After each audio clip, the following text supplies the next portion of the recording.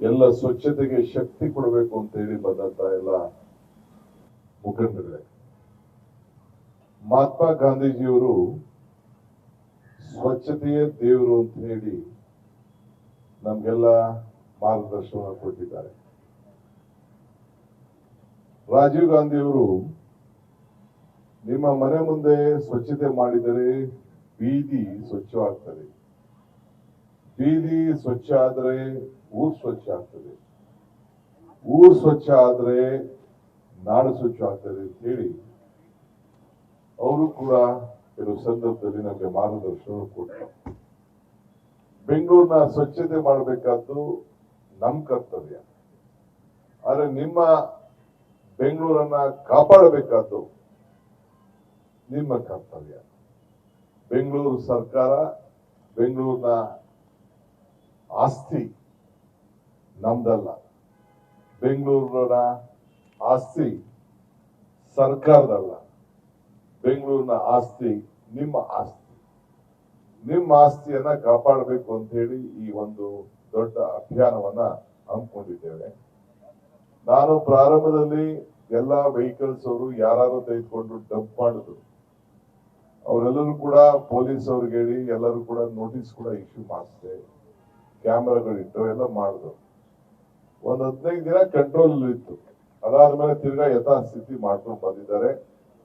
ಈಗೂ ಕೂಡ ನಾನು ಪೊಲೀಸ್ ಅವ್ರಿಗೆ ಹೇಳ್ತಾ ಇದ್ದೇನೆ, ಯಾರು ಆ ರೀತಿ ಕಟ್ಟಡವನ್ನ ಪರ್ಮಿಷನ್ ಇದನ್ನ ತ್ಯಾಜ್ಯವನ್ನ ಪರ್ಮಿಷನ್ ಇಲ್ಲದೆ ನಿಮ್ಮ ಜಾಗದಲ್ಲಿ ನೀವೇನ್ ಗುರ್ತು ಮಾಡಿದ್ದೀರಿ ಆ ಜಾಗದಲ್ಲಿ ಆಗ್ಲಿಲ್ಲ ಅಂದ್ರೆ ಆ ವಾಹನಗಳನ್ನ ಸೀಸ್ ಮಾಡುವಂತ ಕೆಲಸ ಮಾಡಬೇಕು ಅಂತ ಹೇಳಿ ಕಟ್ಟಪ್ಪಣೆಯನ್ನ ಅವ್ರಿಗೆ ಕೊಡ್ಲಿಕ್ಕೆ ನಾನು ಇಚ್ಛೆ ಪಡ್ತೇನೆ. ಯಾಕೆಂದ್ರೆ ಅವರೇ ಎತ್ಕೊಂಡೋಗಿ ಹಾಕೋರೆಲ್ಲ. ಸೊ ಅದು ಬಹಳ ಜಾಗೃತಿಯಿಂದ ಇರಬೇಕು. ಇದು ನಾವು ನಾಗರಿಕರಿಗೆ ಸಿವಿಲ್ ಸೆನ್ಸ್ ನಾವು ತರಬೇಕು, ಜನರ ನಾಗರಿಕರನ್ನೇ ಉಳಿಸ್ಕೊಳ್ಬೇಕು. ಈಗ ತಾನೇ ಕೃಷ್ಣ ಬೈರೇಗೌಡರು ಹೇಳಿದ್ರು, ನಾನು ಅದಕ್ಕಾಲೆ ಒಂದು ಮಾರ್ಗದರ್ಶನವನ್ನು ಈಗಾಗಲೇ ಕೊಟ್ಟಿದ್ದೇನೆ. ಬಿಡಿಎ ಆಗ್ಲಿ ಯಾವುದೇ ಕಾರ್ಪೊರೇಷನ್ ಸೈಟ್ ಆಗ್ಲಿ 5 ವರ್ಷದೊಳಗೆ ಅವರು ಮನೆಯನ್ನ ಕಟ್ಕೊಳ್ಬೇಕು. 5 ವರ್ಷದಲ್ಲಿ ಮನೆ ಕಟ್ಟಲಿಲ್ಲ, ಒಂದು ಸ್ವಚ್ಛತೆಯನ್ನ ಅವತ್ತಿಂದನೇ ಅವ್ರು ಕಾಪಾಡಬೇಕು. ಒಂದು ಮನೆಯನ್ನ ಕಟ್ಟಲಿಲ್ಲ ಅಂದ್ರೆ ಅದಕ್ಕೆ ಡಬಲ್ ಟ್ಯಾಕ್ಸ್ ಸಿಸ್ಟಮ್, ಇಲ್ಲ ಅಂದ್ರೆ ವಾಪಸ್ ಸೈಟ್ ಅನ್ನ ಪಡ್ಕೊಳ್ಳುವಂತ ವ್ಯವಸ್ಥೆಯನ್ನ ಮಾಡಬೇಕಾಗ್ತದೆ. ನಿಮ್ಗೆ ಏನ್ ಬೇಕು ಎಲ್ಲ ನಾವು ಸಾಲ ಎಲ್ಲ ಬ್ಯಾಂಕ್ಗಳೆಲ್ಲ ಕೊಡ್ತದೆ, ಮನೆಗಳಿಗೆ ಕಡಿಮೆ ದರದಲ್ಲಿ ಕೊಡ್ತದೆ. ನೀವು ಚಿಕ್ಕ ಮನೆ ಯಾರು ಕಟ್ಕೊಳ್ಳಿ, ಆಮೇಲೆ ಬೇಕಾದ್ರೆ ಹೊಡೆದಾಕ್ಬಿಟ್ಟು ದೊಡ್ಡ ಮನೆ ಕಟ್ಕೊಳ್ಳುವಂತೆ. ಆದ್ರೆ ಮನೆನೇ ಕಟ್ಟೆ ಖಾಲಿ ಇಟ್ಕೊಂಡು ಬರೀ ಇನ್ವೆಸ್ಟ್ಮೆಂಟ್ ಅಂತ ನೀವು ಇಟ್ಕೊಂಡು ಕೂತ್ಕೊಂಡ್ರೆ ಅದು ನಾವು ಸರ್ಕಾರದವರು ಅಲ್ಲಾಗುವಂತ ಎಲ್ಲ ಅನಾಹುತಗಳಿಗೆ ಸ್ವಚ್ಛತೆಗೆ ನಾವು ಜವಾಬ್ದಾರಿ ಆಗ್ಲಿಕ್ಕೆ ಸಾಧ್ಯ ಇಲ್ಲ. ನಿಮ್ಮ ಆಸ್ತಿ ನೀವು ರಕ್ಷಣೆ ಮಾಡ್ಕೊಳ್ಬೇಕು, ರಾಜ್ಯದ ಆಸ್ತಿ ನಾವು ಕಾಪಾಡಬೇಕು. ಇನ್ನೊಂದು ದೊಡ್ಡ ಆಲೋಚನೆ ನನ್ನ ಮುಂದೆ ಇದೆ. ಆಲೋಚನೆ ಹಸಿರದ ಬಗ್ಗೆ ನಾನು ಈಗ ಈ ಒಂದು ಕಾರ್ಯಕ್ರಮದಿಂದ ಅದನ್ನು ನಾನು ಘೋಷಣೆ ಮಾಡೋದಿಲ್ಲ. 100 ದಿನದ ಘೋಷಣೆ ಸಂದರ್ಭದಲ್ಲಿ ನಾನು ಒಂದು ಐತಿಹಾಸಿಕವಾದಂತ ಹಸಿರ ಬಗ್ಗೆ ನಾನು ಘೋಷಣೆ ಮಾಡಲಿದ್ದೇನೆ. ಈಗಾಗಲೇ ಬೆಂಗಳೂರು ಸ್ವಚ್ಛತೆ ಬಗ್ಗೆ ಪರ ವಿರೋಧ ಟೀಕೆ ಟಿಪ್ಪಣಿಗಳೆಲ್ಲ ಕೂಡ ಬರ್ತಾ ಇದೆ.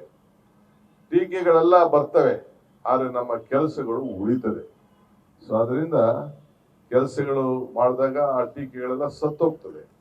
ಆದ್ರಿಂದ ಧೈರ್ಯವಾಗಿ ನಮ್ಮ ಅಧಿಕಾರಿಗಳ ಮೇಲೆ ಏನು ಕೆಲವರು ಪ್ರಯೋಗ ಮಾಡಿದ್ರು, ಏನು ಶಿವಾಜಿನಗರದಲ್ಲಿ ಹಲ್ಲೆ ಮಾಡಿದ್ರು, ಅದು ಯಾರು ಅಧಿಕಾರಿಗಳು ಮಾಡಿದ ಮೇಲೆ ಅವ್ರ ಮೇಲೆ ಮಾಡಿದೀರಿ ಅಂತ ತಿಳ್ಕೊಂಡಿದ್ರೆ ಅದು ಭ್ರಮೆ.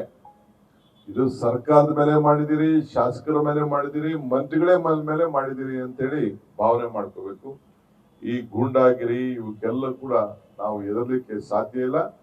ಈ ತೀರ್ಮಾನವನ್ನ ನಾವು ಮಾಡಿರೋದು ಎಲ್ಲ ಸರ್ವ ಪಕ್ಷದ ಎಲ್ಲ ಶಾಸಕರನ್ನ ವಿಶ್ವಾಸಕ್ಕೆ ತೆಗೆದುಕೊಂಡೇ ಈ ಬೆಂಗಳೂರನ್ನ ಫುಟ್ಪಾತ್ ಅನ್ನ ತೆಗಿಬೇಕು ಅಂತ ಹೇಳಿ ತೀರ್ಮಾನವನ್ನ ಮಾಡಿದ್ದೀವಿ. ನಿಮ್ಗೂ ಕೆಲವು ಜಾಗಗಳನ್ನ ನಿಗದಿ ಮಾಡಿ ನಿಮ್ಗೂ ಜಾಗಗಳನ್ನ ಕೊಡ್ತೇವೆ. ಬೀದಿ ವ್ಯಾಪಾರರು ಇರಬೇಕು, ನಾನು ಇಲ್ಲ ಅಂತ ಹೇಳುದಿಲ್ಲ.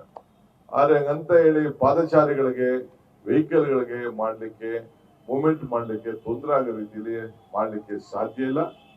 ಇವತ್ತು ಕೃಷ್ಣ ಬೈರೇಗೌಡರ ನೇತೃತ್ವದಲ್ಲಿ ನಮ್ಮ ಶೋಭಕ್ತವರ ಉಪಸ್ಥಿತಿಯಲ್ಲಿ ಈ ಕಾರ್ಯಕ್ರಮ ಏನು ನಡೀತಾ ಇದೆ, ಇದು ಬೆಂಗಳೂರಲ್ಲ, ಇಡೀ ರಾಜ್ಯಕ್ಕೆ ಇದೊಂದು ಮಾದರಿಯಾಗಿ ಎಲ್ಲ ಶಾಸಕರು ಕೂಡ ಅವರು ಕ್ಷೇತ್ರದಲ್ಲಿ ತೆಗೆದುಕೊಳ್ಬೇಕು ಅಂತ ಹೇಳಿ ನಾನು ನಮ್ರತೆಯಿಂದ ನಾನು ಮನವಿ ಮಾಡಲಿಕ್ಕೆ ನಾನು ಪ್ರಯತ್ನವನ್ನ ನಾನು ಮಾಡ್ತೇನೆ. ಇದು ನಿಮ್ಮ ಬೆಂಗಳೂರು, ನಿಮ್ಮ ಮನೆ, ಇಡೀ ದೇಶ ನಿಮ್ಮನ್ನ ಗಮನಿಸ್ತಾ ಇದೆ. ಇಡೀ ಅನೇಕ ರಾಷ್ಟ್ರೀಯ ನಾಯಕರುಗಳೆಲ್ಲ ಇದಕ್ಕೆ ನಮಗೆ ಮಾರ್ಗದರ್ಶನವನ್ನು ಕೊಟ್ಟಿದ್ದಾರೆ ಹಿಂದೆ ಎಲ್ಲ. ಸೊ ಅದನ್ನ ಮುಂದುವರಿಸ್ಕೊಂಡು ಹೋಗೋಣ. ಸೊ ನಿಮ್ಮೆಲ್ಲರೂ ಕೂಡ ಬೆಂಗಳೂರಿನ ಸ್ವಚ್ಛತೆ ಕಾಪಾಡಿ ಇಡೀ ದೇಶಕ್ಕೆ ಒಂದು ದೊಡ್ಡ ಸಂದೇಶವನ್ನು ಕೊಡಬೇಕಾದ್ದು ನಿಮ್ಮ ನಮ್ಮೆಲ್ಲರ ಕರ್ತವ್ಯ. ನನ್ನ ಮಾಧ್ಯಮ ಸ್ನೇಹಿತರು ಕೂಡ ನಾನು ಮನವಿ ಮಾಡ್ಕೊಳ್ತಾ ಇದ್ದೇನೆ. ಕೆಲವರು ಬೇಕಾದಷ್ಟು ನಮ್ಗೆ ಫೋಟೋಗಳೆಲ್ಲ ಹಾಕ್ತಾ ಇರ್ತಾರೆ, ಪ್ರಿಂಟ್ ಆಗ್ತಾ ಇರ್ತಾರೆ, ರಸ್ತೆಯಲ್ಲೆಲ್ಲೋ ಒಂದ್ ಕಡೆ ಆಗ್ತಾ ಇರ್ತಾರೆ. ಇದು ಎಲ್ಲಾ ನಗರಗಳಲ್ಲಿ ನೋಡಿದ್ದೇನೆ. ಬೆಂಗಳೂರಲ್ಲ, ಡೆಲ್ಲಿಲೂ ನೋಡಿದೀನಿ, ಮುಂಬೈಲೂ ನೋಡಿದೀನಿ, ಎಲ್ಲಾ ಕಡೆ ನೋಡ್ತಾ ಇದ್ದೀವಿ. ರೋಡ್ ಪಕ್ಕ ತಂದು ಬಿಸಾಕಂತದ್ದು. ಆದ್ರೂ ಕೂಡ ಬಹಳ ವರ್ಷ ಆಯ್ತು ನಮ್ಗೆ ಈ ಸ್ವಚ್ಛತೆ ಬಗ್ಗೆ, ಈ ತ್ಯಾಜ್ಯದ ಬಗ್ಗೆ ಬೇಕಾದಷ್ಟು ಕೋರ್ಟು, ಬೇಕಾದಷ್ಟು ಸಮಸ್ಯೆ ಇತ್ತು. ಆದ್ರೆ ಈ ಹಂತಕ್ಕೆ ಒಂದು ಬಂದಿದ್ದೇವೆ. ಮುಂದೆ ಅದನ್ನ ದೊಡ್ಡ ಒಂದು ಹೊಸ ರೂಪವನ್ನ ಕೊಡ್ತಾ ಇದ್ದೇವೆ. ಇದಕ್ಕೆಲ್ಲ ನಿಮ್ಮ ಸಹಕಾರ ಇರಲಿ. ವಿಶೇಷವಾಗಿ ಈ ಒಂದು ಪವಿತ್ರವಾದಂತಹ ಕಾರ್ಯಕ್ರಮಕ್ಕೆ ಸೆಂಟ್ರಲ್ ಮಿನಿಸ್ಟರ್ ಅವರು ಅವರ ಕ್ಷೇತ್ರದಲ್ಲಿ ಬಂದು ಭಾಗಿಯಾಗಿ ಕೃಷ್ಣ ಬೈರೇಗೌಡರ ನೇತೃತ್ವದಲ್ಲಿ ಏನು ಈ ಯೋಜನೆ ನಡೀತಾ ಇದೆ, ಇದಕ್ಕೆ ನಿಮ್ಮೆಲ್ಲರ ಸಹಕಾರ ಇರಲಿ, ನಾಗರಿಕರ ಸಹಕಾರ ಇರಲಿ ಅಂತ ಹೇಳಿ ನಾನು ಪ್ರಾರ್ಥನೆ ಮಾಡಿ, ಇದನ್ನ ನಾನು ಸ್ವಚ್ಛತೆ ವಿಚಾರದಲ್ಲಿ ಕೆಲವು NGOಗಳು, ಕೆಲವು ಸಂಸ್ಥೆಗಳು ಅವರು ಕೂಡ ಒಂದೊಂದು ಏರಿಯಾನ ಟೇಕ್ ಓವರ್ ಮಾಡಿದ್ರೆ ಅದಕ್ಕೂ ಕೂಡ ನಾನು ಅವ್ರಿಗೆ ಸ್ವಾಗತವನ್ನ ನಾನು ಮಾಡ್ತೇನೆ. ನೀವೇನು ಇಡೀ ದೊಡ್ಡ ಬ್ಲಾಕೇ ಮಾಡಕ್ ಹೋಗ್ಬಿಡಿ, 4 ರಸ್ತೆ ತೆಗೆದುಕೊಳ್ಳಿ.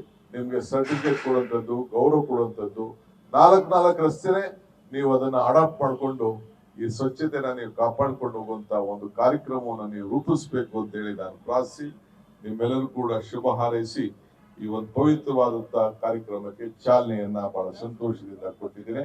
ಎಲ್ಲರಿಗೂ ಒಂದು ನಮಸ್ಕಾರ.